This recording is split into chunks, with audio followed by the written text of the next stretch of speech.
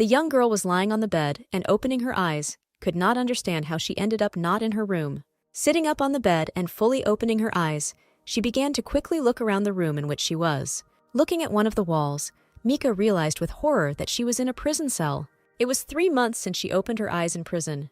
Autumn was beginning outside the window. She was surrounded by strangers with hair of different colors, and at some point, she realized that she was in a romance novel that she had read a long time ago.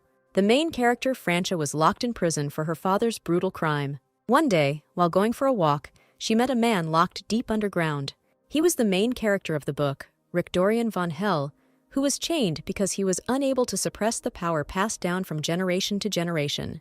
This power made a beast out of a man, and the girl who took pity on him removed the shackles that were holding him back. But because of the power, the guy lost his mind.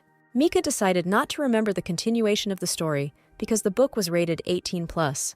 But she remembered that somewhere in the middle of the love story, the main enemy of the hero appears. The whole story of the book revolves around a love triangle between the main characters. She thought it was absurd that she appeared in the novel and that she was a minor character. Waking up in Kabrakum prison, the girl quickly realized that there were still 4 years before the events of the book, but she was curious to look at one of the main characters. Having gone down to the underground part of the prison, she tried to find that same guy, but the guard stopped her, saying that she could not go further. Mika grinned and asked if she could watch the prisoner a little longer, because she had paid him dearly. The prison guard's name was Hans, and he reminded her that their agreement was a big secret. He was afraid that if their agreement became known to the head of the prison, it would be the end of him. The girl smiled contentedly at him, saying that she would keep her mouth shut. Hans added that this place is closed to prisoners, but makes an exception for her because she brings him cigarettes and alcohol. Kabrakum Central Prison is a prison where the nobility are imprisoned, so all the guards were knights. In the original novel, because the main character went on a rampage, there were many more guards and stricter supervision. But since the main plot had not yet begun, Mika decided to give bribes and get to know the prisoner better. Having asked if she could go into the cell, she heard a stern negative answer from Hans. Then she took out the stored cigars and a bottle of good alcohol from the bins, after which she heard a wish to have a good time. Having given away the treasured items, the girl took the keys to the prisoner's cell and began to open the door. While turning over the keys in her hands in search of what she needed, Mika heard a question about where she could get such good alcohol and cigars. She replied that she simply wrote to her brother about it and went into the cell in which the main character was lying on the floor. He was chained, there were marks from blows on his face, and the guy himself didn't even move when he heard someone enter. Looking at him under the light of a lantern, the prisoner decided that the main character was quite handsome. Having examined his face more closely, Mika thought that he was 4 years younger than described in the book, but he was already arousing admiration.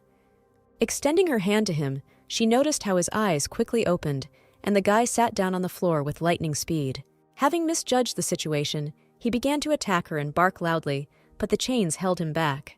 The girl pulled back, which is why she found herself sitting on the floor of the prison cell. She tried to process what had just happened and why he kept growling at her. Mika quickly decided that it was all due to the power that makes a person a beast, or rather a dog. Suddenly, there was a branch in the main character's teeth, which convinced her even more that he really was a dog. Then the prisoner decided to interest him by showing him her hair tie. The guy threw the dirty stick back onto the floor and put a rubber band in his mouth instead. Taking her watch out of her pocket, Mika realized that she had to leave, but at that moment, the main character threw the gum out of his teeth. Very embarrassed, he sat on the floor and asked her what she had done to them. The guy chuckled and trembled, repeating the same question, and the girl did not understand what had happened to him. After observing him, she decided that this is what he looks like in his original form. Then she decided to apologize for the branch, but in response, she heard that she was the first to apologize to him. Mika approached him, grabbed his hand, and said that even though she was the first, he would experience such kindness in the future and would not even remember today. Snatching his hand back, he tearfully told her not to grab a man's hand so thoughtlessly. She thought that if she had not read about the imprisonment of an adult Dorian, she would never have believed that this child would be him. The girl preferred handsome men to cute and small boys. Mika thought about how she didn't know that the main characters were such a crybaby in their youth, and that 4 years can change a person a lot. The guard interrupted her thoughts, saying that time was running out. The prisoner apologized for abruptly grabbing her hand and said goodbye. When she first saw the underground dungeon, the room turned out to be darker and more dreary than she expected, so she felt sorry for the main character and promised that she would come to him again. The light of the lamp was missing him, so the girl could not see the emotions on his face. Many prisoners gathered in the central living room of Kabrakam, spending their free time communicating with each other. It was new to the girl that in this world there were kings and aristocrats who were even in prison. Prisoners were served sumptuous meals and desserts, as well as free exercise and other varied entertainment, but people still wore prison uniforms. Last night, the main character said that she was the first, and cried without stopping. This is a common occurrence that could lead to sympathy, but it was all because of the shackles. The guy needs to remove his shackles to get out of prison, but only the main character can remove them. An elderly man approached her, asking if she was thinking about escaping, to which she heard the answer that in such a manner she really felt like a criminal.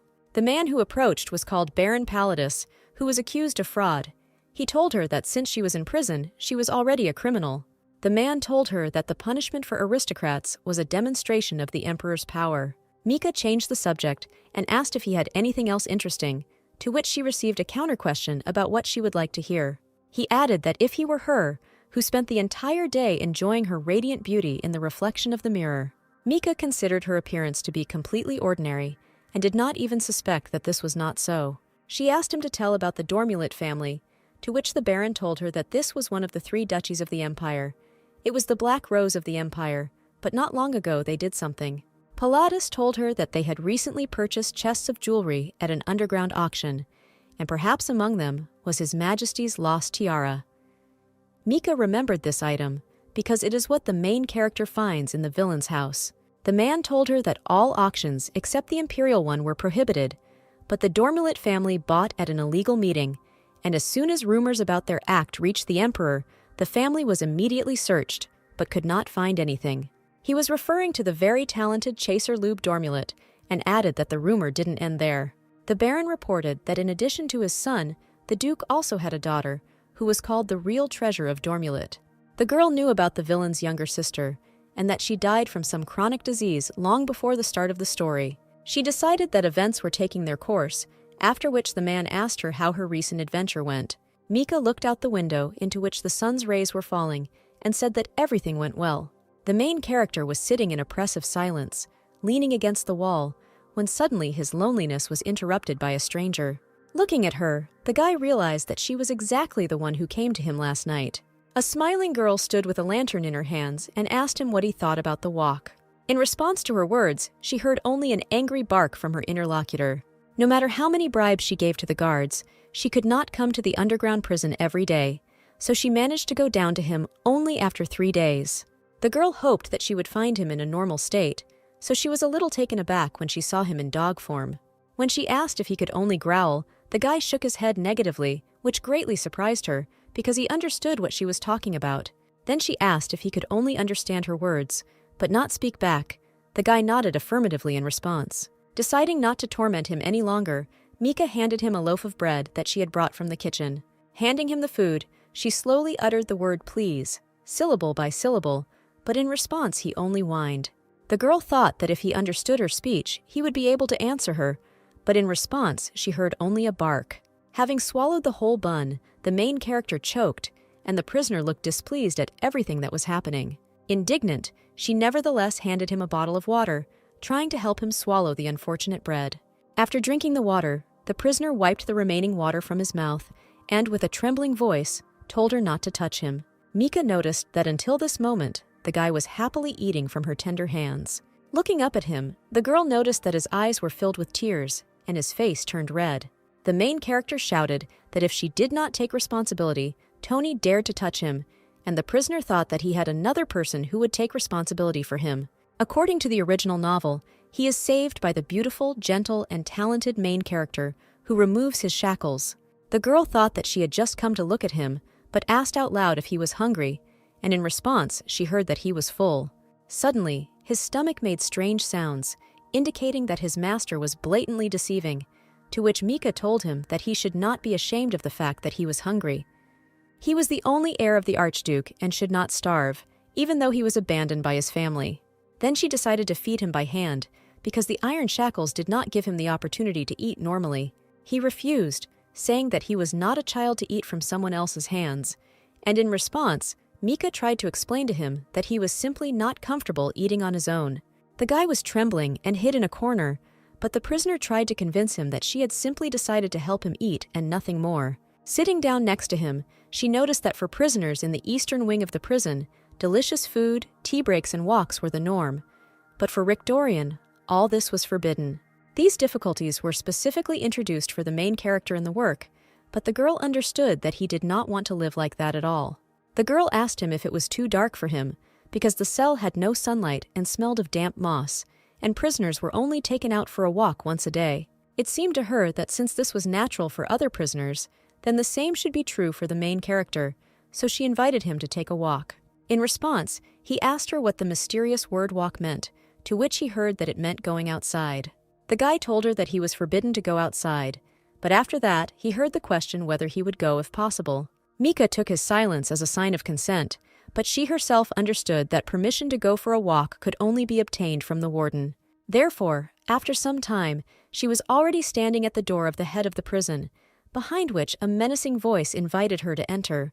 Entering the room, the girl discovered that there was no one in it, and decided that the boss had gone out for a while. Sitting down on the sofa, she thought that he probably needed to urgently meet and talk with someone. The prison's hierarchy system consisted of knights of the lowest rank, then the middle rank, above them were the guards, even higher were the management staff, and at the very top was the warden. He was also a character in the novel and the right hand of the main villain. Together, they created terrible evil. The reason for such a partnership was the boss's unrequited love for Chaser's nameless younger sister. Her thoughts were suddenly interrupted by a male voice asking the prisoner who she was, to which the girl replied that she had come for a personal meeting. A man was walking toward her, saying that he assumed she was Lady Mika and that he was pleased to meet her. She came to meet the warden, but never expected to see this man in his office. His name was Leonig Tug Waltes, and he was a minor character in the book, one of the marquises of the empire. To his question about why she was looking for him, the girl replied that she had come to him with a request. The prisoner asked if all prisoners were treated the same, to which the marquis replied that according to the documents, the same. Looking at him again, she tried to understand what he was hiding behind these words. The girl said that according to the rules, if a prisoner has not committed a criminal offense, then he is entitled to a walk and various entertainment activities.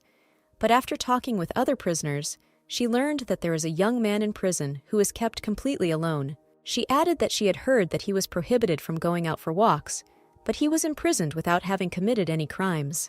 The warden looked at her sternly and asked if she really felt sorry for this prisoner. His gaze made Mika feel uneasy. She was confused as to why he was staring at her like that. Overcoming herself, the girl said that she had come to discuss this matter, but in response, she heard the words of the marquis that she was a respectable person. Putting on a sweet face, the prisoner softly said that she had a younger brother, so she could not pass by. She didn't know whether the heroine had brothers, but she assumed that aristocrats even knew each other's second cousins, so she could easily be figured out. No one threatened Rick Dorian's life, because in the work, everything happened after 4 years. His relationship with Legan will deteriorate after the appearance of the main villain of the romance novel. Having thought everything over, and realizing that most likely her request would be refused, Mika asked the prisoner for permission to go for walks, to which she received an affirmative answer. At first it seemed to her that the boss refused, but he repeated that he would fulfill her request. He added that he had already promised her father and older brother that he would fulfill any of her requests. The warden knew that Rick Dorian was imprisoned as a real criminal, and therefore Mika did not understand why he so easily agreed to fulfill her request and who her father and brother were. The marquis said that the young man she was talking about was a magical prisoner, so he would be accompanied by guards during his walk. Walking her to the door, he took her hand, brought it to his lips, and kissed it tenderly, telling her that even if her family did not ask him to do so, he would still fulfill any request she had. Slamming the door behind her, he shouted for her to come again, but the girl decided that next time he would kill her, so she was not going to return. The next day it was raining heavily, so the walk was cancelled, and looking out the window with the prison bars, the prisoner thought that her plan was quickly seen through by the prison warden. The guard guarding the main character was very happy to see the girl come. He warned her that it was a little dangerous in the cell that day, because the ground and floor were slippery, and the prisoner was making some animal noises. Entering the cell, the girl thanked him for his concern, but tried to understand what kind of animal screams he was talking about. Entering the cell, Mika took a terry towel with her and saw that the entire floor was indeed covered in puddles. On this day, the main character barked especially loudly, and it seemed to her that he was very scared. The girl realized that he was afraid of water, because in his childhood, the Archduke bullied his son in every possible way. In response to the little boy's pleas that he was in incredible pain, his father personally called him a freak. Rick Dorian, even after torture, could not control his powers and began to be afraid of water, after which everyone abandoned him. Mika remembered that it would later be revealed that he had enormous power, which was very difficult to contain. She put a dry towel on his wet head, which he previously warmed on her body. The girl asked him if he liked bells, because their sound was much better than the sound of rain.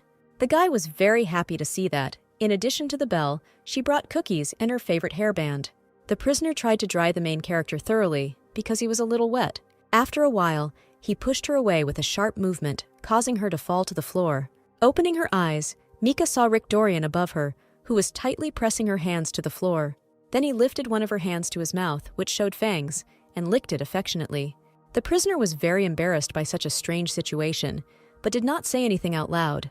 Looking lower, the girl noticed that a rose pattern appeared on his shirt. She knew that he must meet his companion before the petals of this flower fell. Mika mentally asked him to stop, but a lump in her throat prevented her from saying it out loud. He lowered himself even closer to her until their lips almost touched each other. Unable to withstand the tension, the girl hit the insistent guy's cheek with all her might with her palm. The prisoner quickly retreated to the wall, shouting about why she hurt him, to which he heard the answer that he was the first to start licking her hand. Rick Dorian could not believe what he heard, so he asked again if he really did it, to which he received an affirmative answer. The guy cried and said that the cookies were very tasty, but her hand hit him too hard, to which he heard the question of whether he really thought that her hand was a cookie. Then she asked if he really remembered everything, but she herself realized that this time it was inevitable, because she gave nothing but cookies. The main character tried to approach her, clinking his chain, and said that she was indeed the first. Looking at him, Mika noticed how cute he was curled up in a towel, and did not understand what was wrong with this hero. Deciding that time was up, the girl headed out of the cell, but she was stopped by the guy's question about her name. As he removed the towel from his face, he heard that her name was Mika, and that they would see her again. The rain continued for several more days, and all this time the girl decided not to go to the main character. She was in a position where she didn't know what could work against her. She was very worried about the question of why she stopped receiving letters. The first thing she saw in this world was a blank letter with a small piece of paper, and after that, every month she received a blank letter in which she asked for everything that she could need, and this was always delivered to her, after which she realized that these letters were sent by her older brother. She had nothing to give Hans, because her brother had not sent her letters. After all, a week had already passed, and before that, they had not arrived in 2 days. While in the common room, the girl continued to think about the letters, but after a while the Baron approached her. Sitting down on the chair opposite her, he said that she had a very thoughtful face. When she asked if there was any news, he said that an arson had been committed in the city. The man said that we are talking about a huge industrial city caught in flames. He added that the culprit was the heir of the Dormulet family, because they are bitter enemies. The girl remembered that in the book, the main character and the villain waged a fierce struggle among themselves, which led them to a love triangle. This conflict reaches its peak when Chaser kills all of Rick Dorian's loved ones. The main character both hated and loved the Archduke, so for his death he promised to kill the main villain. The Marquis said that Chaser is a smart guy, but this time he made a huge mistake because Archduke Hernum found a clue. Mika confirmed his words, to which she heard that Chaser was wanted. She thought that the arson was just a trick to divert attention, and now he would want to kill Father Rick Dorian. But her thoughts were interrupted by the guard, who said that the rest was over. Rising from their seats, they continued the conversation that arson was a very serious matter, and Dormulet's son would be in hiding for some time.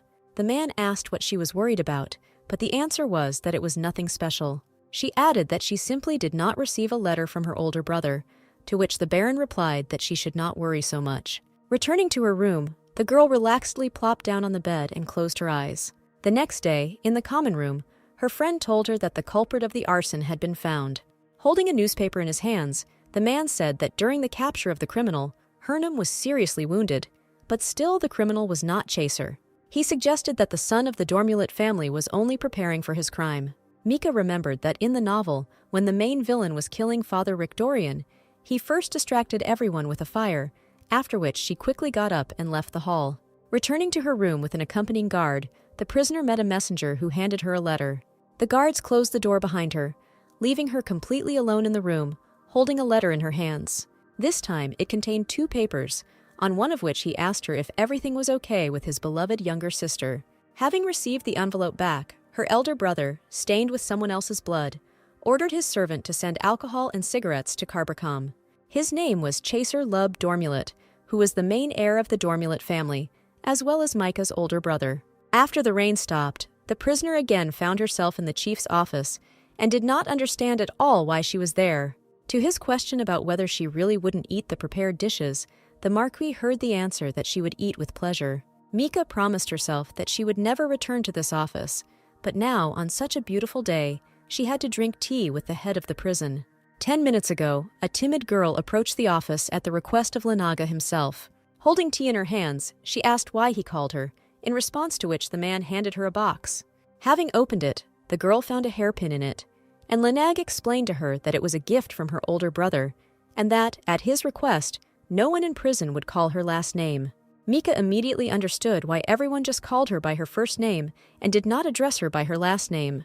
The prisoner thanked him, saying that her father and brother were also grateful to him, but in response, she heard him question whether they really said that. He added that just like he thought, she is a really good person, unlike her family. The girl became embarrassed and said that they were also good people, and the Marquis said that since the rain had stopped, the prisoner would be able to go for a walk. The warden looked at her sternly, and this look sent shivers down her spine. At parting, he told her that he would assign security to him, and if she needed anything else, she could come to him at any time.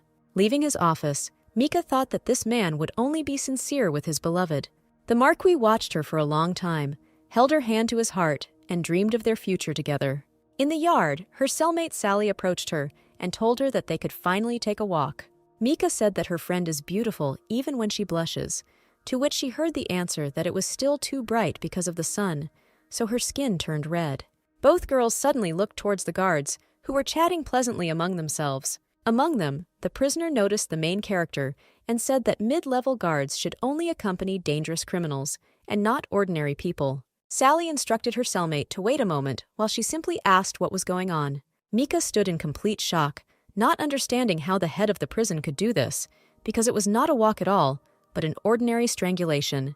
The eyes of the guy and the girl met, after which he sharply turned away so as not to see her face. A friend was already approaching her, saying that she had learned everything from the guards, that this was a magical criminal. Noticing that Mika was very sad, her friend asked what happened to her, but the girl thought that she had gotten permission with such difficulty, and Rictorian simply ran away. Coming to see him that evening, the prisoner asked why he ran away from his walk so quickly. The guy immediately blushed. She said that she had not yet done anything to make him blush. After examining him, Mika realized that everything was fine with him, and said that if there were no problems, then she had no need to stay in the cell. The main character burst into tears, asking her why she had not come to him for so long. He added that he had been waiting for her all this time, but for some reason she did not come. The girl exhaled heavily and thought that she simply did not have a cigar of alcohol for the guard. Rictorian quickly ran up to her and took her hand, asking if this was their last time, to which he heard the answer that she had not said anything like that.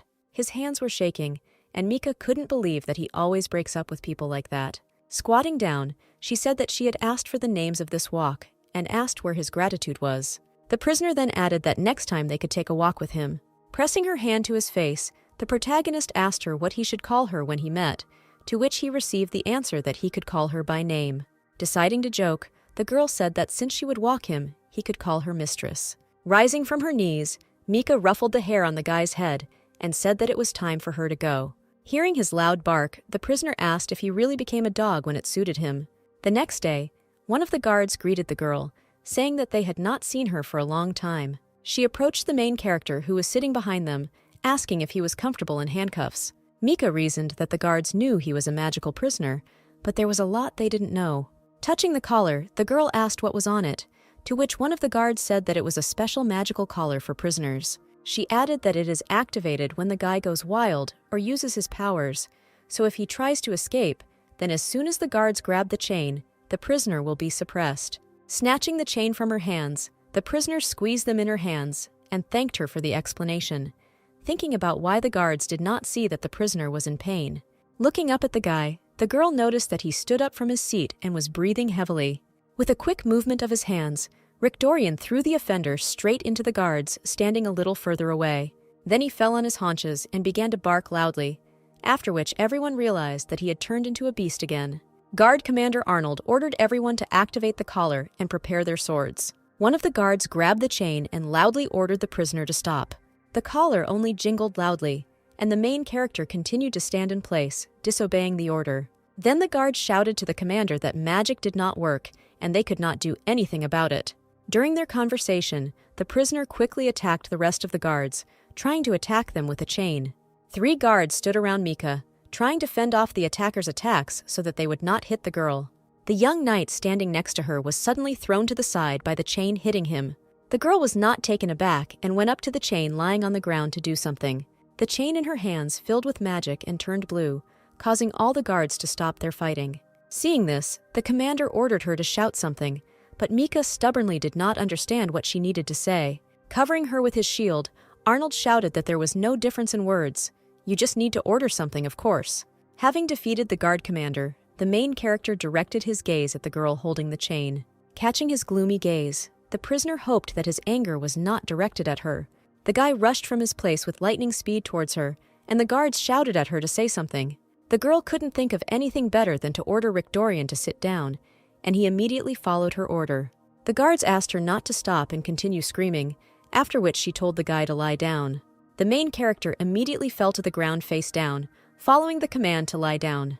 After that, she ordered him to follow the commands to turn, stand up and sit down, but she herself did not understand what was happening around her. Tired of such training, Mika humbly ordered him to sit still so she could get some rest. Noticing that he was scratching his head with his foot, the prisoners asked him not to do so. Rick Dorian looked at her with devoted eyes, and an awkward silence formed around them. The girl suddenly realized that he could be trained, but she was haunted by the question of why he moved on all fours. The main character looked at his owner with tenderness, and Mika did not believe that she had training skills. The commander asked her if she was a sorceress, but in response he heard that if she were a sorceress, she would not be here. Looking around, the girl noticed that the other prisoners did not see this whole circus. Stretching out her hand to him, she ordered him to give her his paw, causing Rick Dorian to break into a blissful smile. Having carried out her order, he barked contentedly, but the prisoner ordered him to give her the other paw. She wondered why the main character chose to be a dog, and why the book didn't say anything about it. The commander said that he was going to go straight to the warden. The girl agreed with him and asked what would happen to Rick Dorian, who was sitting next to her at that moment. While she was stroking his head, Arnold explained to her that it was unclear why the collar did not work, and this had never happened before. He added that this is the first time they are trying this method, but when he holds onto the chain, it does not react at all. Looking at Mika, the commander said that when she touched the shackles, they immediately began to glow blue. A few seconds later, the main character grabbed the girl's waist and growled menacingly at the people standing around. The prisoner exhaled tiredly and ordered the guy to sit down, after which he immediately followed her order. Arnold asked if she could help them take the prisoner to the underground cell. Rick Dorian embarrassedly hid behind his mistress while she decided to return to the cell. While stroking the guy, she thought that she had a feeling that the way back to the cell would not be easy. Once in the underground part of the prison, Mika and the commander nodded their heads at each other with satisfaction. The prisoner was chained back to the wall, and the guard Hans asked the girl not to linger. Finding herself alone with the main character, she squatted down, trying to comprehend what happened that day. The prisoner turned to him, asking for forgiveness for not thinking that walking with him would be so difficult. Remembering how the guard pulled his chain, which hurt the guy, Mika asked if he might like such a walk. Moving closer, she continued to ask him whether it was difficult for him to walk in a collar. Touching his face, she said that she would really like him to enjoy the walk. The guy shyly moved closer to her, saying that she might not apologize to him. He happily added that he really enjoyed being outside the underground part of the prison. Realizing that she was looking at him, Rick Dorian covered his face with his hand and asked her not to look so closely. Sitting down on the floor, Mika told him to stop being afraid of her because she was the one who helped him cope with this mess. To her question about whether he remembered everything, the guy replied that some moments seemed to be in a fog, but mostly he remembered everything. After listening to him, the girl asked him in surprise if he would like to take a walk in the yard again. Looking at him, the prisoner took a towel from the floor, wrapped it around the protagonist's head, and said that she was not mistaken, but next time he should smile at her. The guy blushed even more, causing Mika to ask if he didn't like being touched and if she should not touch him. Rick Dorian slowly touched her finger with his hand and said that such touches were enough.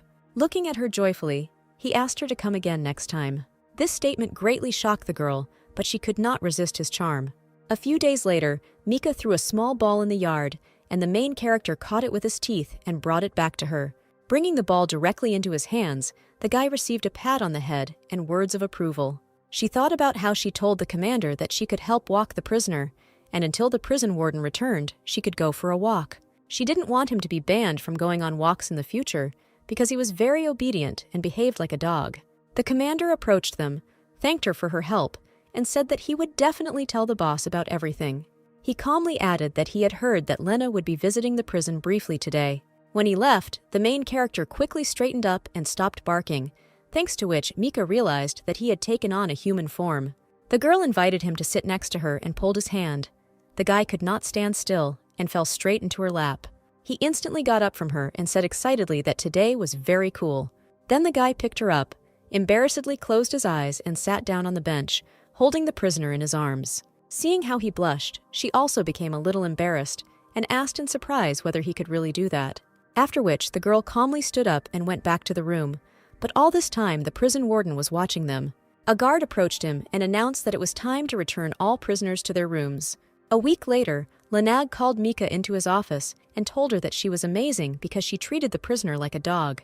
The girl was shocked that he knew a lot about their walks with the main character. He asked her if this was what they were talking about with their brother, to which he received the answer that her family did not know. She thought that her brother knew absolutely nothing because she did not ask him for anything except cigars and alcohol. First of all, she did not know at all who her brother and father were, and thought that she would only see them after leaving this place. The warden exclaimed in surprise that it turned out that she had come up with this plan herself. Taking a mug of tea, he told her that he would allow the prisoner to continue walking, because she treated him so sincerely, like a dog, and he admired it. The girl reasoned that since he asked if she had communicated with her brother, he most likely thought that she was cruel to Rick Dorian.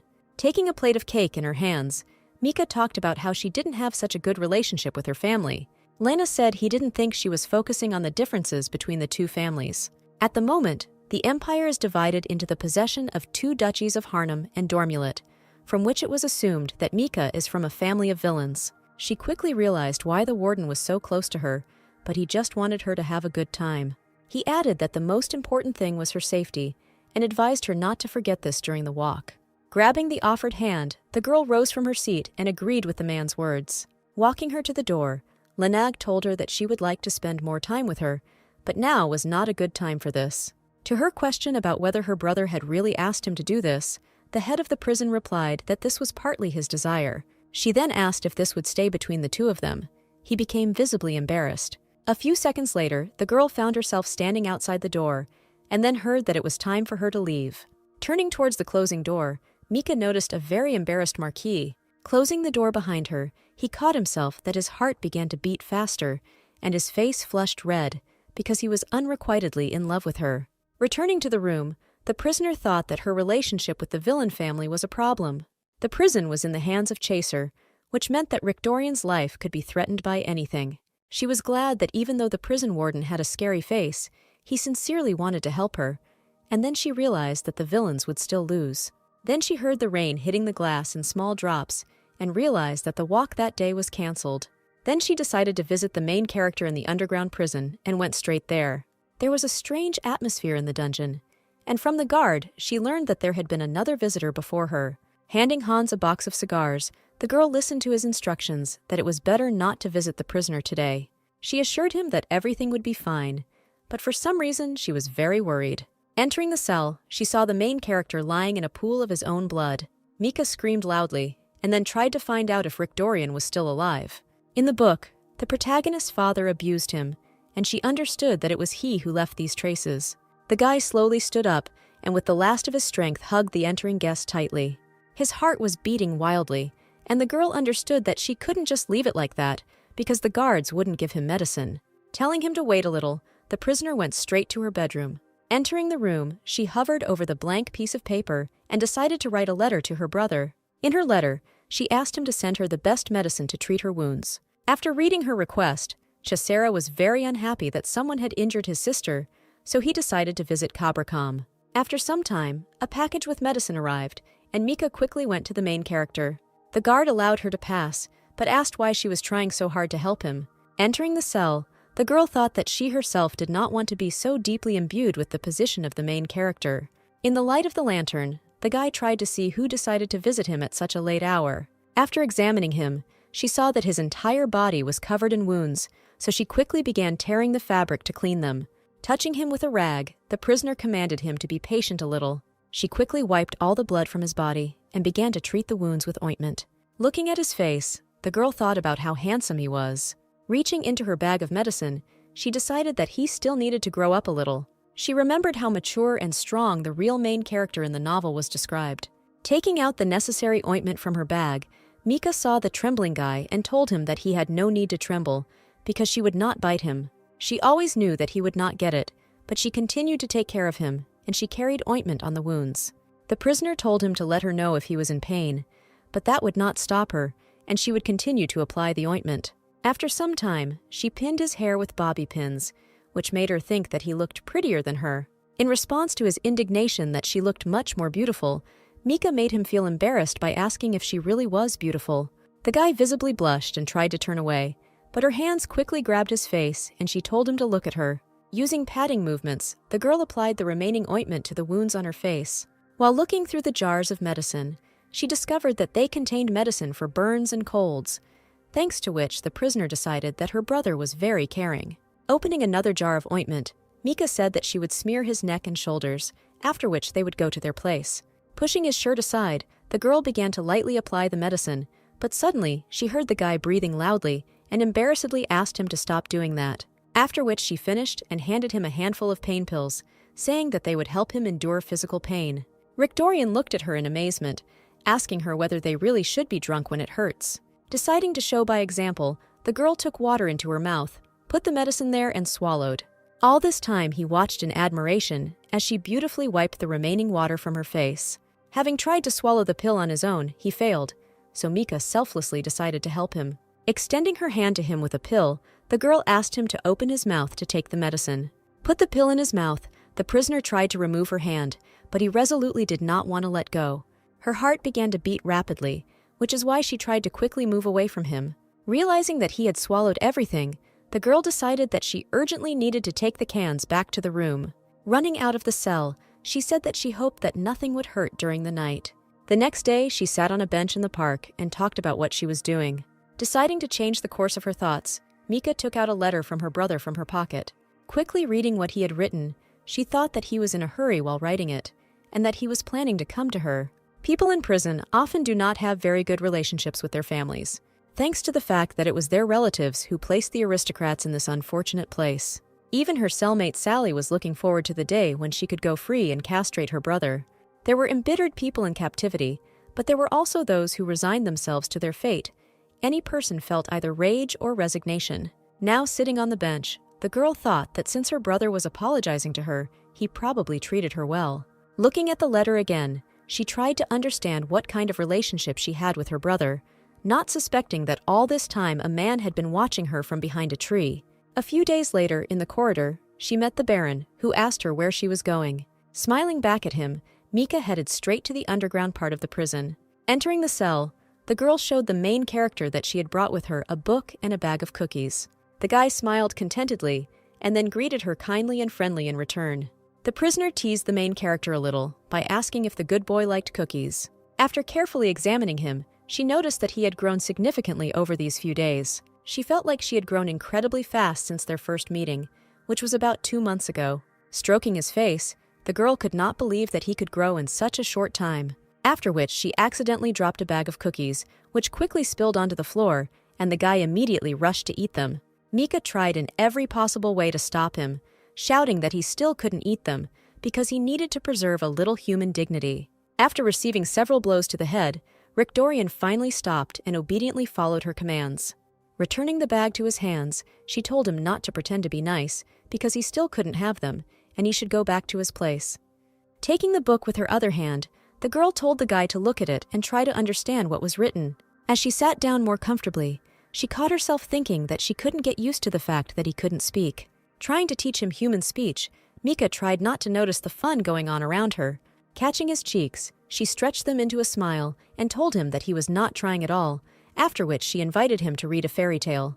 Finishing the story, the prisoner said that this is how the girl finally met the enchanted prince. She added that the prince had been bitten by a dragon, so one side of his face was burned and his clothes were on fire. Seeing the joy and interest in his eyes, she thought that just recently he could not sit for even a minute.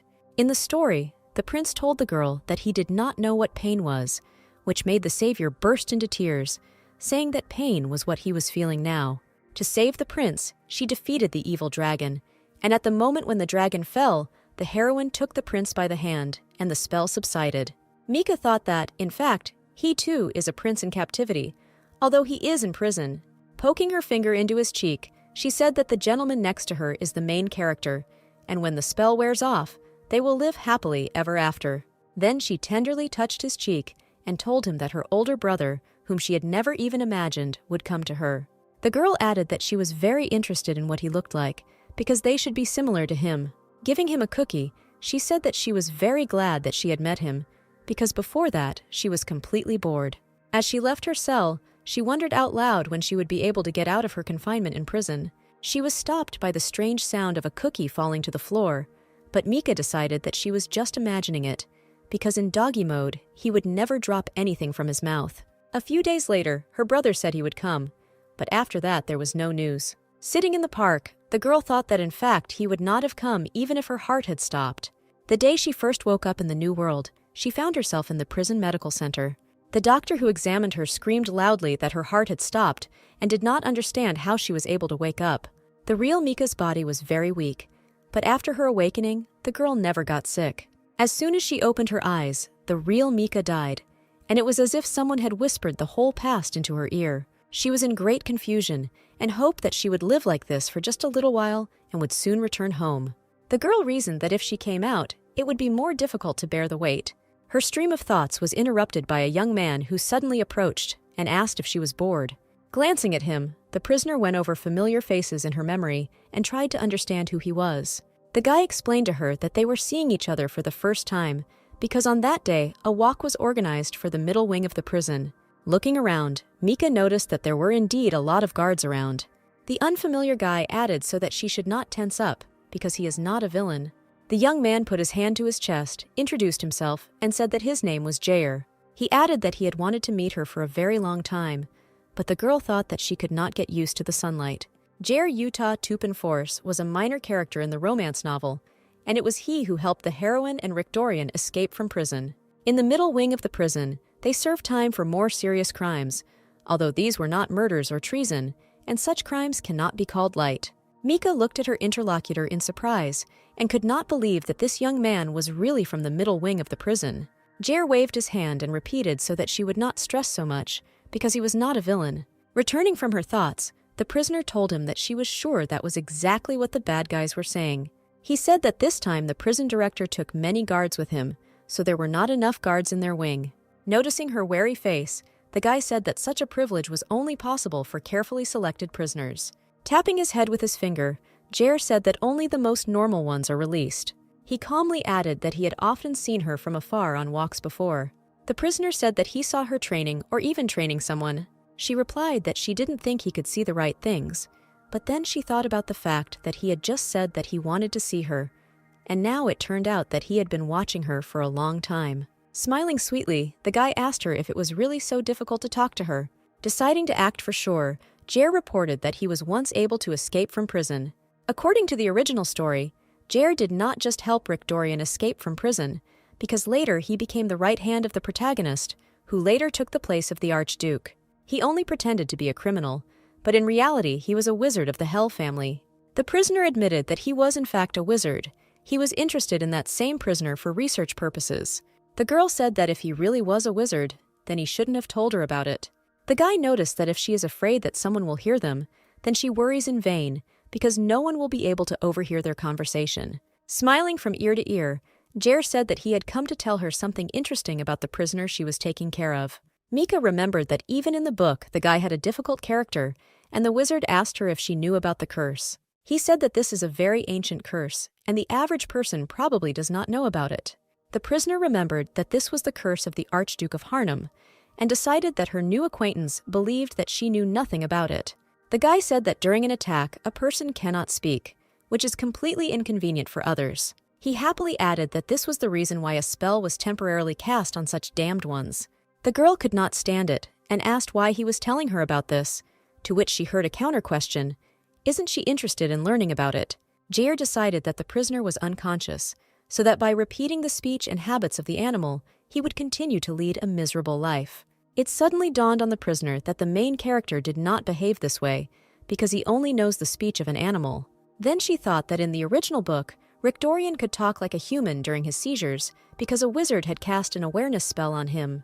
Sitting on a bench, she asked what he wanted to get in return for such information. The guy hummed a light tune and then said that she was a very curious lady and asked her if she could satisfy his curiosity. He moved closer to her so that she could hear his whisper and told her that he could cast an awareness spell on the cursed man, which he had long wanted to try. Mika quickly realized that she would become the one with the help of which it was possible to cast a spell on the main character, but she was haunted by the question of why she had not done this earlier without her participation. She replied that she had no reason to believe him, but the guy persistently said that once he would help her with anything. A rose suddenly appeared in his hands, and he asked if she understood that the help of a wizard was a very rare opportunity. The prisoner thought that this was not so bad, but did not understand how she could use this as a minor character. Deciding to refuse him, the prisoner heard that thanks to the awareness spell, Rick Dorian would finally be able to use a spoon rather than eat from the cold floor. Mika thought that she could not refuse him and asked how complicated everything was, to which the wizard explained to her that the prisoner needed to be given a magical object. Touching her hand, he transferred a magic seal to her palm and said that he had prepared in advance and only then went to persuade her. Having completed the transfer, Jair continued humming the melody contentedly until his joy was interrupted by Mika's question about what she should do about it. The wizard laughed and said that she needed to touch the prisoner with her palm at night. He calmly added that the magic of mindfulness draws its strength only from moonlight. The girl became nervous and asked if he really thought that she would be able to get out of her cell at night. Touching her hand, the guy conjured a bracelet for her and said that he could use it. Clapping his hands, he added that this bracelet had magical powers and would be a gift from him. Mika suspiciously examined the new item and asked if she could really get out with it undetected. Showing her palm with a magical seal, she asked if the spell would cause any harm, to which she received the answer that there would still be a slight side effect. He easily said that the prisoner could grow sharply, after which he hurried away from the park. The girl continued to thoughtfully examine the seal on her hand, thinking about what to do. The wizard bowed to her and said that they would see her again soon. Late at night, Mika got out of her bed, glad that she did not have time to doze off. She was sure that the time had come when she needed to help the main character. She slept especially well at night, thanks to the fact that her body from this world had become very strong lately. Looking through the bars on the door, the prisoner thought that if she fell asleep, no one would be able to wake her up. She recalled a conversation with a guard about how, compared to the middle wing, their wing had very weak security. He secretly told her that at dawn, there are no special guards in the wing because nobles don't escape. They don't really go out anywhere. Typically, imprisoned aristocrats spend their nights having fun in social circles. After the balls and entertainment, they sleep cleanly in their rooms until noon. The guard told her that sometimes the guards get together and chat, enjoying what Mika passes on to them. Observing the silence outside the door, the girl reasoned that in the worst case there would be 5 guards, but on normal days there were 4. Activating her bracelet, she remembered that there were 3 spells cast on it. The first spell ensured complete invisibility from all guards and prisoners. The second spell opened all the locks in the entire Cabricum prison so that she could freely get to the main character. Walking past the guards, the prisoner could not stop the frantic beating of her heart, and one of the guards accidentally caught it, but did not attach any importance to it. He decided that the culprit of the noise was his interlocutor, who was strongly inflating his nose, making a loud sound. Hiding behind the wall, the girl thought that they did not see her, even if she ran right in front of their eyes. She remembered the wizard's words that thanks to the spell, only she would be able to see herself. Suddenly she heard the guards walking by talking about how the warden had some business at dawn and had suddenly returned to the prison. Another of them said that their boss had been spending a lot of time in prison lately. After overhearing their conversation, Mika was briefly afraid that Lanag had returned and decided that she should be more careful. Approaching the sleeping Hans, the prisoner thought that he was a good person, but at the same time very reasonable and calculating. While trying to get the keys from the guard's pocket, the girl accidentally touched his shoulder, causing the knight to wake up. Starting to turn his head, he tried to understand what he had just felt and whether it was just his imagination. The third spell was activated only at close range and felt like a mosquito bite to the target. The last spell Jer cast was a sleep spell that shot straight into the neck. Upon entering the cell, Mika heard the prisoner's question about who she was and decided that when he doesn't stutter, who makes a good impression? Having removed the first spell, the girl joyfully announced that it was none other than her. Lowering her hood, she added that it was much more convenient to see him late at night. The guy sheepishly agreed with her words and said that he was very surprised that she came to him at night. Without thinking for a long time, the prisoner said that she really wanted to chat with him, but she had important business. Taking out a piece of candy from her backpack, she extended her palm towards him, knowing that it was very difficult for an ordinary person to see magic. Dorian was very surprised that the item she held out could be eaten, and Mika was surprised by the fact that he did not ask why she gave him this or that food. The girl said that he should be careful and not just eat what they give him, especially medicine and food. Holding the candy in his hands, the guy embarrassedly asked if she was really going to hurt him. Touching his shoulder, she told him that today she was not dangerous, but in the future he should not trust her so easily. While she was preparing the candy and casting the spell, the girl briefly felt a cutting pain, deciding that it was the sweetness that was given to the child after the injection.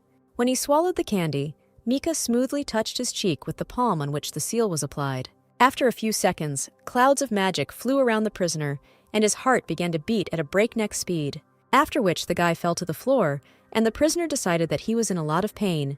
She needed to bring painkillers for him.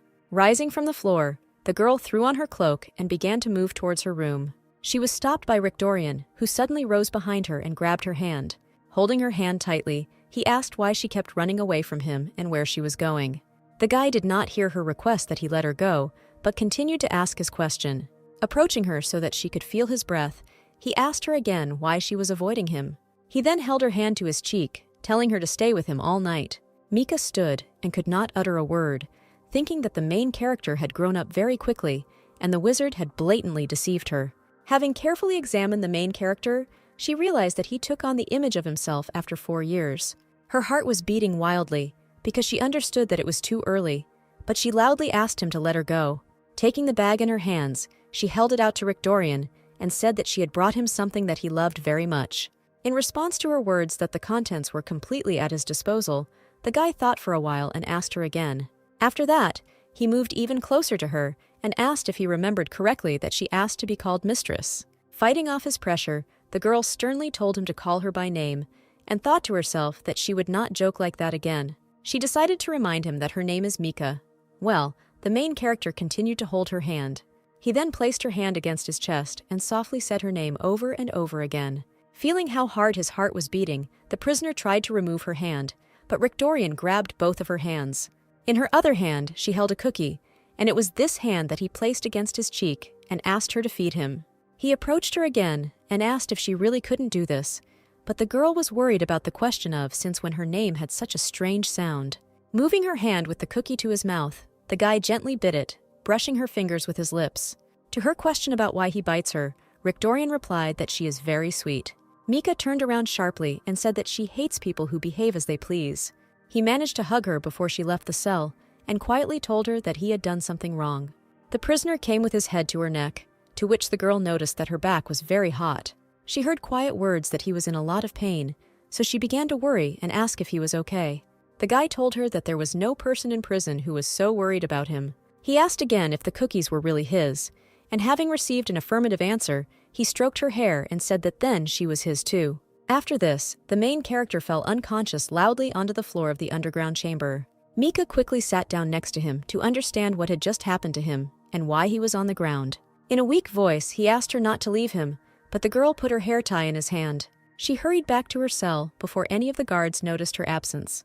The day after the spell was cast, Dorian was forbidden to go out for walks or receive visitors, and a new preventive measure arrived from the capital. In the courtyard, a guard approached her and asked her if she was feeling well. He added that she looked somewhat unwell and offered to take her to the infirmary.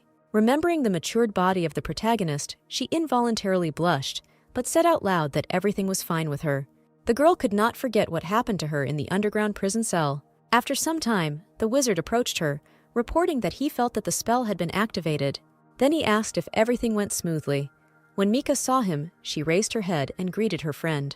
She said that she had been waiting for him and asked why the prisoner was harmed by his spell. The guy shrugged and assumed that it was due to the sudden transformation, because all people hurt when they grow up. Rising from the bench, the prisoner menacingly told him not to talk about it so easily, simply because it was not him who was hurt. She besieged him with a cold look and hurried to move away from him, but the wizard asked her to wait. Turning around, she heard him say that he couldn't tell everything, but it made a lot of sense to him. He added that the spell would be difficult to use when the warden returned, because at that time the prison became a dangerous place for a wizard. Jair calmly asked if anything happened when she cast the spell. Mika exhaled heavily and said that nothing special happened, she just couldn't sleep because of her thoughts. Then she asked why the main character grew up so quickly, to which she heard that he did not grow for a second, but for a very long time. The guy explained to her that this was all temporary, because the body had adapted well to magic, but it was just a test. She thought that if there was no such growth in the future, then there would not be such a reaction. The wizard said that he got the feeling that they were very close when he watched them walk together. He reported that those who suffer from the curse of the beast do not let down their guard in front of anyone, which shows how well she treated him. After his story, Jair calmly asked her why she was helping the prisoner. The guy said that he was doing this for his research, but he didn't understand at all why she needed it. The girl restrained herself from saying that she was doing this out of pity, but said out loud that Rick Dorian was simply beautiful, to which the wizard asked her to tell him about the progress the next time they met. She said that it was not difficult, and asked if they would meet with him again. Jair smiled and reminded her that he was a wizard and could find a way to contact her. Heading back to the prison, Miku caught up with Sally, yelling for her to notice her. A cellmate approached and asked her why she was there, because she had seen her in the garden. Without waiting for an answer, she asked if her friend knew about what all the prisoners already knew. Seeing the bewilderment on her face, Sally happily reported that an unreal handsome man had visited their prison. She added enthusiastically that even the most handsome of the guards could not compare with him. Then the girl asked if they would not go to see his beauty with their own eyes. A cellmate told the story that Viscountess Aisha saw a huge black carriage, which was intended for guests, when she was returning from the dining room. A very handsome young man, whom she saw for the first time, came out of the carriage. Mika remembered that the Viscountess was imprisoned because of an affair with a 20-year-old guy. Her husband was afraid that this could create problems in relations within the family, so he sent her to cool her head. Sally remembered that Aisha was very good at drawing, so she was able to roughly depict the guy who had arrived. Then she showed all the imprisoned girls her drawing so that they could verify the veracity of her words. Many of them considered his beauty simply incredible, while the rest could not utter a word. Knowing that her friend had high standards, Mika said that he must be really handsome. Just as they were about to go look at the stranger, the cell guard, Jason, approached them. He quickly informed the girls that the chief of guard himself was summoning Mika. The girl said that, unfortunately, she would not be able to look at the handsome man with her friend, which made Sally noticeably sadder. The prisoner and the guard walked slowly along the wide corridor of the Cabricom prison. Walking in complete silence, Mika thought about meeting the head of the guard, apparently because her brother had sent her a gift again. In another part of the corridor, a hum of women's voices was heard, and turning her head there, she saw how a crowd of prisoners surrounded the stranger. The prisoner asked the guard why there were so many people standing on that side. He explained to her that today's guest had caused a stir, and he had heard that this was a rather important guest, but he did not know who it was. Realizing that the crowd would prevent them from passing, Jason suggested that she take a different route. Mika was still trying to make out the stranger, but from her place the man's face was hard to see. After some time, the other guards called her escort to come quickly to them. He apologized to the girl and said that he would return to her in 3 minutes. In return, she promised him that she would not tell the chief of the guard. Leaving her to her own devices, Jason went to help those in need. Suddenly, someone walked next to her and stroked her hair, greeting her by name. Turning towards the sound, Mika saw only an empty corridor and no one nearby. She felt uneasy because she saw something, but in the end, there was no one in front of her. A couple of seconds later, her escort, Jason, rushed towards her at full speed, waving his hand at her. Turning in his direction, the girl heard his apology for having to wait for him. The prisoner decided that she had imagined everything, so she quickly discarded thoughts about it, not suspecting that at that very moment her older brother was watching her. A small child in a cloak appeared next to him and asked him if he would not talk to his little sister. Taking off his hood, the guy smiled mysteriously and waited for a long pause. Continuing to watch the girl, he said that the time had not yet come and she needed to stay in prison a little longer. Chaser, smiling evilly, added that they would soon live together again anyway. Noticing that she had disappeared into the office, the guy told his assistant that it was time for them to return.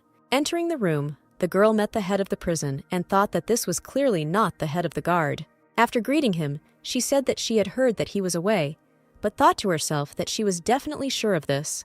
Carefully studying her interlocutor, Mika remembered the words of the guards that their boss really liked prison. Lanag opened his arms, inviting her to go into the office, and said that he was leaving, but had already returned. Touching his hand, the prisoner heard that he had an urgent matter, so he would have to leave again. Sitting down in a chair, the man told her that it was a little sad that her brother visited the prison, but was not able to see her. Mika could not believe his words, so she asked him again, to which she received an affirmative answer. The warden added that her brother had come all the way to see her, but he had left due to unforeseen circumstances. He added that her brother made his way to the office, but at the same time as his arrival, some family circumstances arose. Lenag calmly said that various kinds of things often happen in their family. The girl confirmed his words, but thought that her family was also influenced by the family of the anti-hero Chaser. The main villain not only has excellent intellectual data, but he also has a lot of power in his hands, allowing him to realize his plans and conspiracies. Twirling her hair in her hands, Mika decided that her brother was suffering from the terrible load Chaser had given him. She believed that her brother had the same pink hair as her because she had never heard the name Mika before, and there was a high probability that the person she called her brother was also unknown to her. After thinking it over, the prisoner said that she was also very sorry, but nothing could be done about it. Rising from her chair, Lenag said that her brother left something, knowing that she would react like that. The warden got down on one knee, and suddenly a bouquet of roses appeared in his hands, which looked like pieces of ice. The girl carefully took the bouquet in her hands and once again clarified whether the flowers were for her. The man said that along with the bouquet, her brother handed over a letter that said that although she could not meet him, she would be able to admire flowers that would never wither, because she would be upset at the sight of withered flowers. As he left prison in the carriage, Chaser thought about how his little sister would react to a gift from him. Mika was thinking about how rich her family was, and whether such gifts could really be kept in prison. The warden asked her if she was curious why her brother was keeping her here, to which he heard the answer that she didn't even know, because when she first opened her eyes in prison, she thought that there must be a reason, because for which she was sent there. She thought that since her older brother constantly sent her letters and gifts, it meant that he cared about her, but she also knew that he did not do anything for nothing. Mika wondered if she didn't even know if he was doing this out of guilt or regret, or if it was genuine concern. Lenag said in surprise that Miss Mika was still trying to believe her older brother. He added that if his assumption was correct, then he could not say anything bad. The prisoner decided that the warden definitely knew her family well. The man approached her again and heard that he was her brother first, so she believed him. The girl embarrassedly asked if it was necessary to talk while being so close to each other. Blushing, the warden quickly backed away from her, clearly not understanding how he had approached her. Trying to hide his embarrassment, he apologized to her, to which he received an answer from her that everything was fine. To her question about whether she could take the bouquet into the cell, Lenag explained that this was against the rules for everyone, but they would make an exception for her. Then he quietly said that flowers suited her, but Mika did not hear what he said. Without interrogating him, the girl asked whether her family would go bankrupt from such gifts, to which she received a negative answer. The warden told her that she needn't worry about family matters because her older brother was in control. Having examined Lenaga's glasses more closely, the prisoner noticed that they were without diopters and therefore decided to ask if he really had very poor eyesight. Even more confused, the man explained to her that someone told him that he would look better with glasses, so he wears simple glasses. Laughing at his words, she said that it must have been a difficult question, but still thanked him for his answer. Stretching out his hands to her, the warden said that the flowers would be conspicuous, so he would leave them in his office. Otherwise, difficulties might arise. Watching him take care of the bouquet, the girl thought that most likely it was a request from her father and brother, but still he treated her very well. Sitting on the window in the common living room, she was very seriously worried about the question of what family she came from. The Baron approached her and said that she had a very serious face and then asked what was bothering her. Getting off the windowsill, Mika asked if she could ask him something, to which she received an affirmative answer. Sitting down in a chair, she said that she would tell him a very interesting story. Sally approached her from behind, also eager to hear her story. Her cellmate is a veteran of high society, with extensive experience among aristocrats. The girl began her story by asking them what they thought about her family and what assumptions they made about where she came from. Until this moment, when someone asked about her family, Mika would answer with a mysterious laugh because she also knew nothing about it. She thought that she would find out about everything when she got out of prison, but she could no longer watch in silence, because if her family accidentally turned out to be connected with the villain's family, then she would be in trouble. The Baron spoke first, asking her if this was some kind of unexpected mysticism. The prisoner froze, waiting for one of them to tell at least some information about her. Raising his finger, the man suggested that her family was a problem in prisoner relationships. He was interested in the question of which family could easily meet with the head of the guard, but no one had seen a girl like her in her age before, so he suggested narrowing the circle to the Ainta, Roman, and Hound families. Sally said that she also thought about this, but she had already seen Miss Roman with blue hair once, so she assumed that Mika was from the Ainti or Hound families. The Baron said that Count Anta's wife is from the south, so her skin is dark, and she herself talked about how her daughter looks like her. Listening to them, the girl reasoned that Ainta and Romans are counts, and Hound is a marquise, respectively. Her character is at least part of the count's family. Without listening to their reasoning, she slowly walked around the common hall, thinking that the size of the family is a criterion for nobles to meet with the boss. But for many aristocrats, being imprisoned is considered a disgrace. Returning to her place, the girl thought that it turned out that she had enough wealth to rest away from all this. But her thoughts were interrupted by the guard, who said that it was time for everyone to return to their cells. Smiling awkwardly, the prisoner promised to tell them her story next time. Her interlocutors were a little disappointed that their reasoning was interrupted.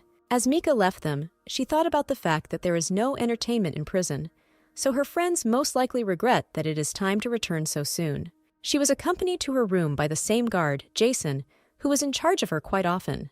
Breaking the silence, he said that she was in a pretty good mood, to which she replied that she had received a good gift. Entering the cell, the girl heard a question about whether the gift was from her brother, to which she answered in the affirmative. Sitting down at the table, she took out a paper, deciding to write a letter to her brother, asking what family they were from. The next day, Mika decided to visit the main character, because last evening it was too late to do so. But two unfamiliar guards stood in her way and told her that she was in the wrong corridor. She said that she had not seen them before, and asked what was going on, to which she heard that they were guards from the West Wing. One of them told her that this was the only way into the dungeon, where the most dangerous prisoner was, but a couple of days ago someone got into him. He added that this intruder's item was found near the only prisoner in the dungeon. The girl immediately realized that they meant the same hair tie that she had left for Rick Dorian.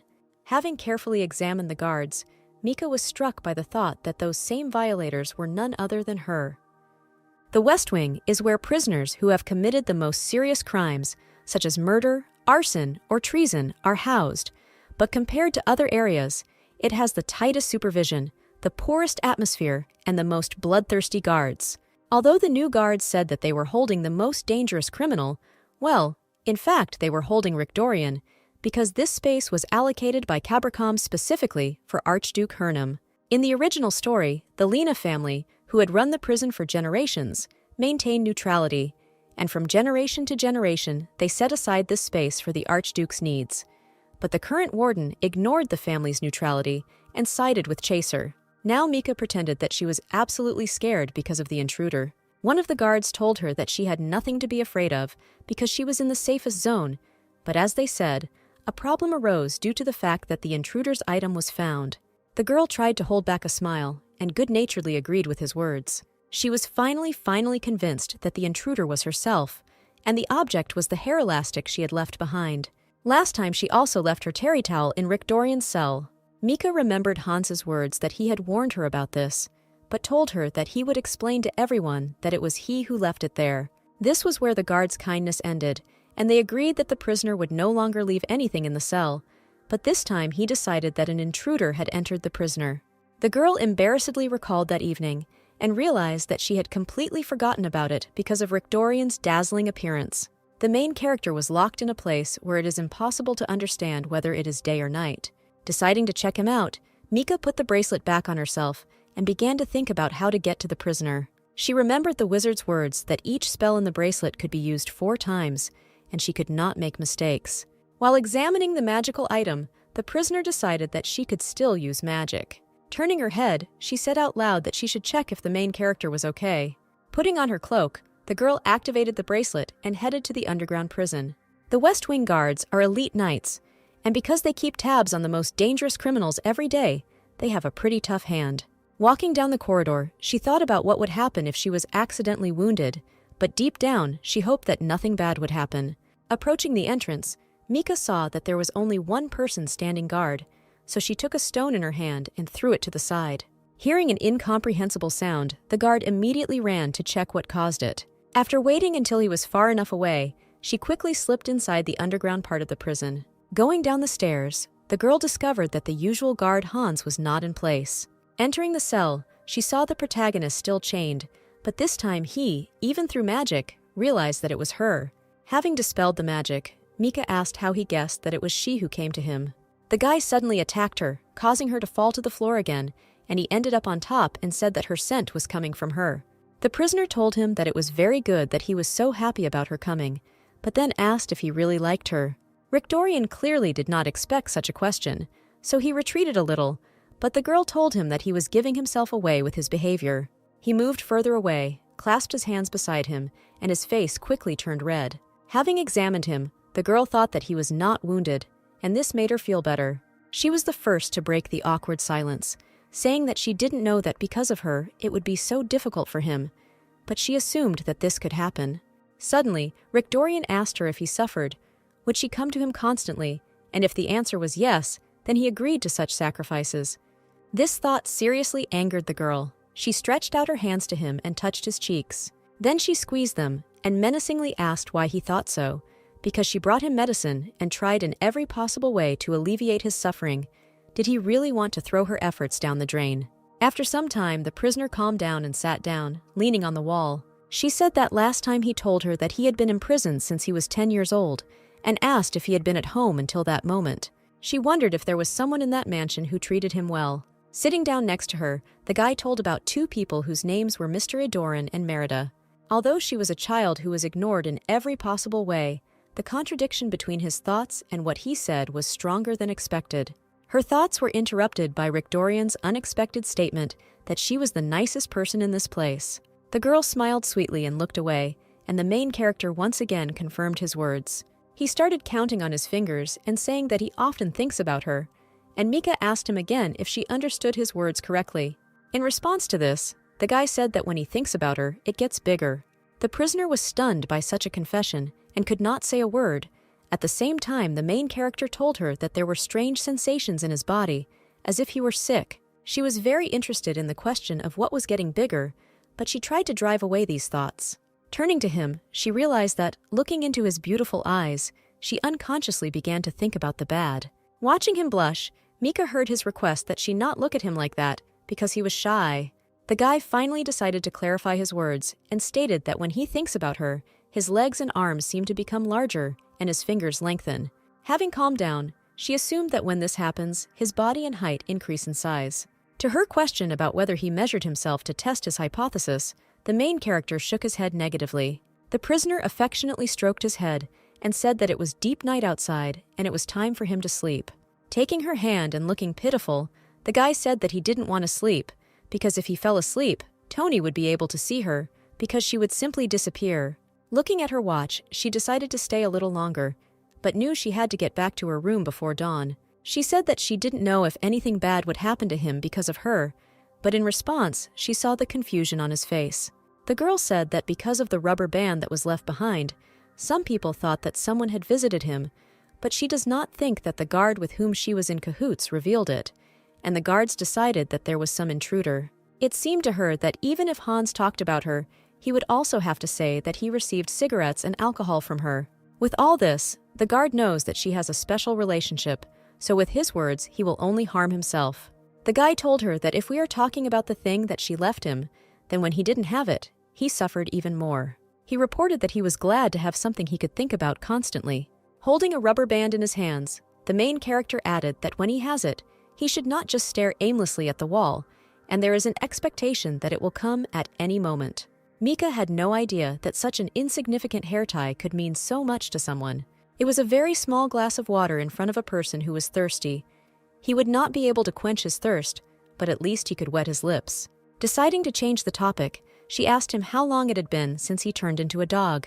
He embarrassedly replied that in human form he would like to remember her better, to which Mika asked with interest whether he really didn't know the reason why he could turn to her at any time.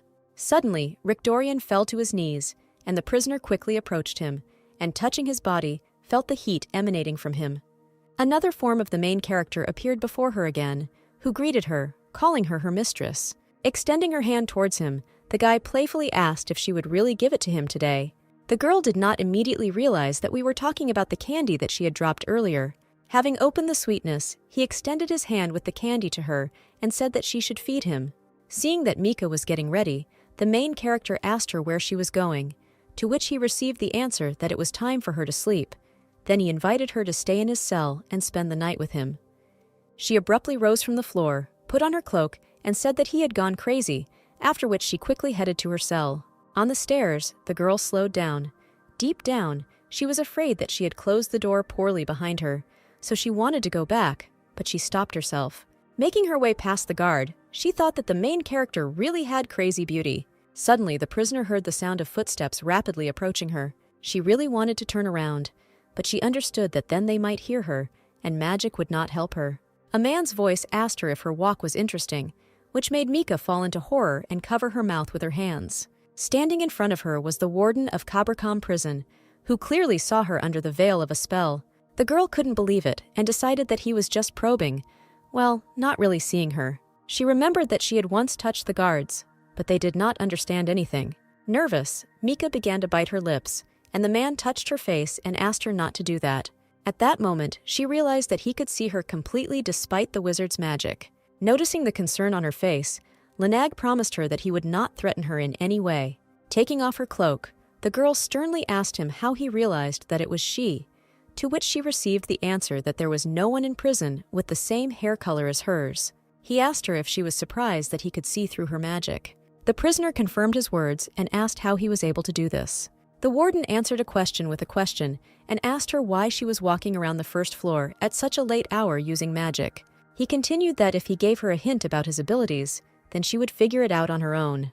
Lenag said that she is tied to the yellow rose, and if she wants, she can find out about everything that happens in this prison, but she can only use this right occasionally.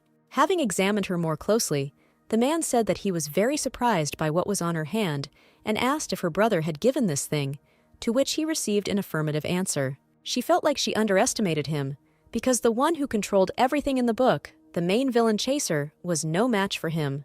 But the prison warden became the right hand of the main villain, and she did not know that there was an ability that he was hiding. The girl naively said that her brother gave her a bracelet when she said that she wanted a magical thing for herself.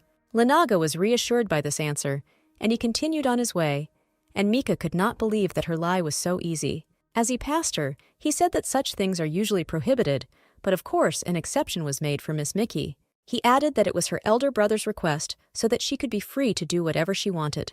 The warden told her that he personally wished her freedom too, and asked if she would like to go for a night walk. Stretching out his hand to her, the man offered to escort her to the guards, and then hand her over to them. As she left with the knights in the direction of her room, she examined Lena again, trying to understand why he did not ask why she had gone for a walk. The warden accompanied her straight to the room, near which he asked if she was tired. He calmly informed her that she didn't have to leave during breakfast, he would take care of everything.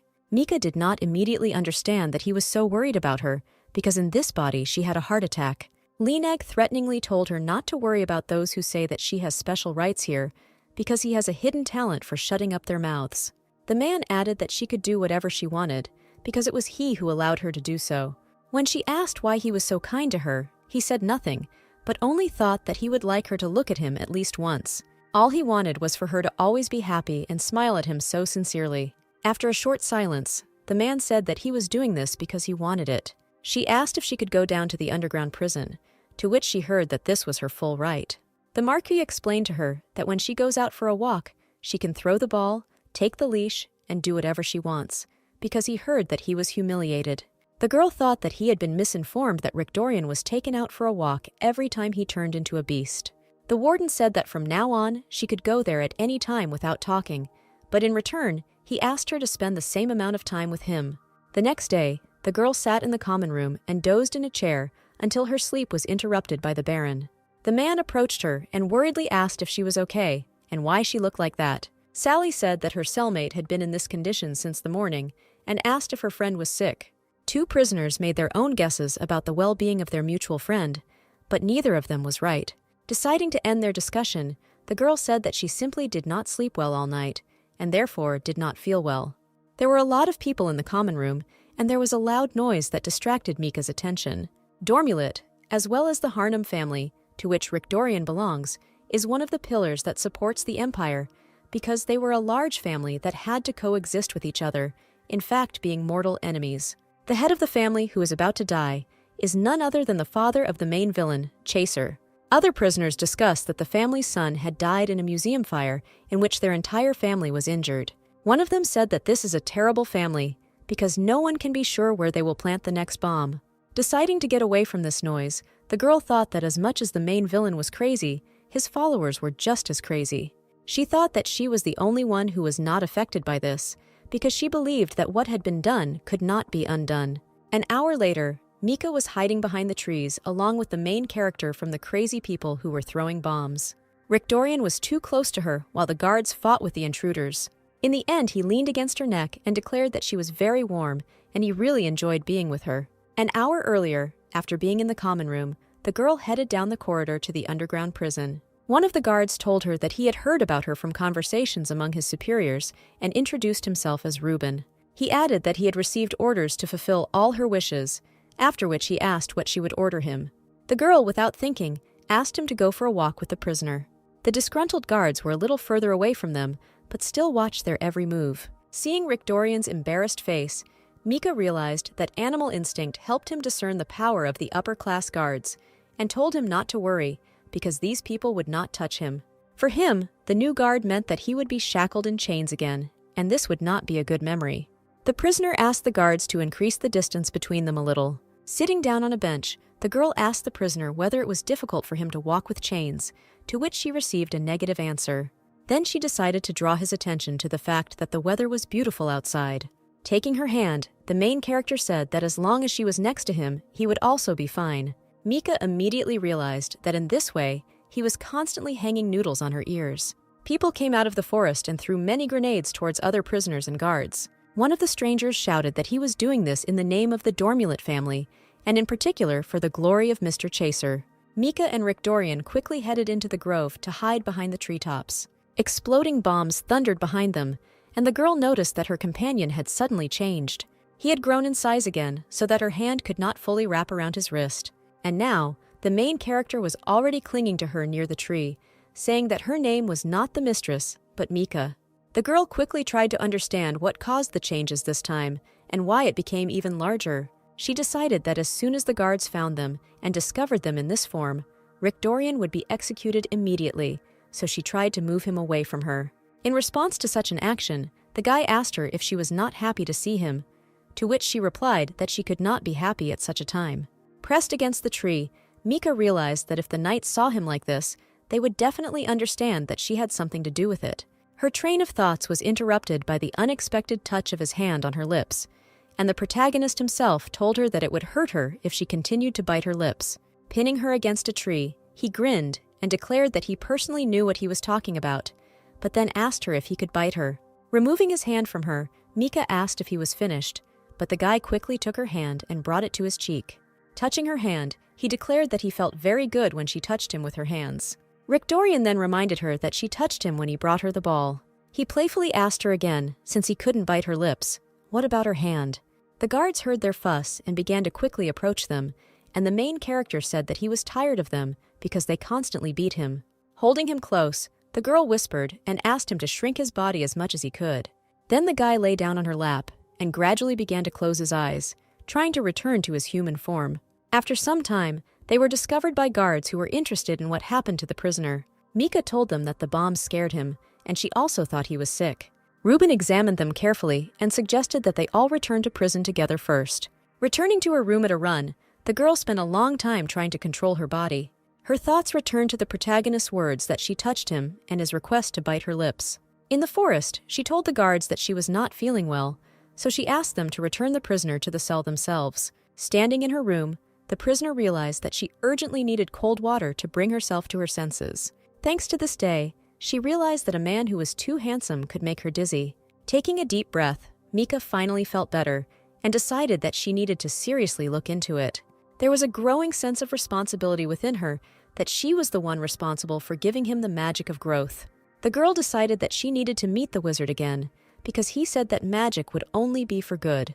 But she noticed that the longer she watched the guy's behavior, the stranger everything seemed to her. Having discovered a new letter on the table, the prisoner noted that it had not been there yet in the morning. In her last letter, she asked her brother what family she was from. In this new letter, he seemed to get angry and asked her who was offending her. Reading the stern handwriting, the girl did not understand why her older brother was so angry. The letter was very short, although he usually wrote many wishes for health. Then she decided that the problem was her question, but she never considered herself foolish. But when she tried to draw conclusions, one piece of the puzzle was always missing. There was nothing that could become a connecting thread. Realizing that worrying would be of no use, Mika lay down on her bed and decided to get some rest. The next day, the prisoner visited the main character again and invited him to talk a little. She didn't understand why he was in animal mode again, which made the dialogue completely difficult. Closing her eyes, the girl asked if he happened to have a different appearance that could conduct a constructive dialogue with her. In response, Rick Dorian only barked loudly, thanks to which she realized that he could not have said anything. One side of him is a complete idiot, and the other is a beast with which it is impossible to communicate. But there was also the remaining part, a beast with which it is impossible to communicate in a different sense. Trying in every possible way to get him to talk, Mika suggested discussing something else. Having examined him carefully, the girl caught herself thinking that the main character had not received any wounds recently. He usually got rowdy when he was chained, and his father sometimes visited him to mock him, so he always had a lot of wounds on him. Another thing that came to light later was that one of the guards also beat him severely. Now the prisoner was trying to find out from him the answer to one very important question. Looking at his face, the girl thought about how anyone could blame such a beautiful and cute puppy. Realizing that she would achieve nothing, she went to the common room, where Justin informed her that the warden was calling her. Arriving at his office, Mika found a table prepared for tea with various desserts. She embarrassedly asked the Marquis why he personally served her during the meal. Without answering her question, Lenag once again asked her if she liked everything, to which he heard in response why she was being treated to such sweets. He brought a spoon with a piece of sherbet to her, and the girl immediately tried the sweetness. Mika did this action unconsciously, but it meant a lot to the warden. He then handed her the second piece of sherbet, but she stopped him by asking if he really didn't want to try it himself. The Marquis blushed and tried to hide his face with his hand, thinking that he would go crazy from her.